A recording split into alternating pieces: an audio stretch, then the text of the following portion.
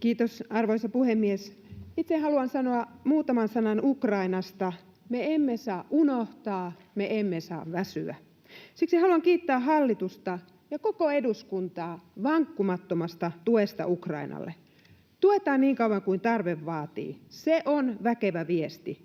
Aseellinen ja taloudellinen tukeminen on fundamentaalisen tärkeää Ukrainalle, joka, niin kuin tässä juuri kuultiin, taistelee hengestään ja taistelee kaikkien meidän eurooppalaisten turvallisuuden puolesta raakalaismaista Venäjää vastaan joka päivä. Suomen vahva tuki jatkuu, ja niin sen tulee jatkuakin. Sotaväsymykselle ei saa antaa sijaa. Koko EU:n on pysyttävä yhtenäisenä Ukrainan tukemisessa. Venäjä ei saa voittaa tätä sotaa. Siksi toivonkin, että Suomi osaltaan vaikuttaa siihen, ettei tuki Euroopassa Ukrainalle ala horjua. Tästä olemme nyt nähneet huolestuttavia rakoilun esimerkkejä. Kiitos.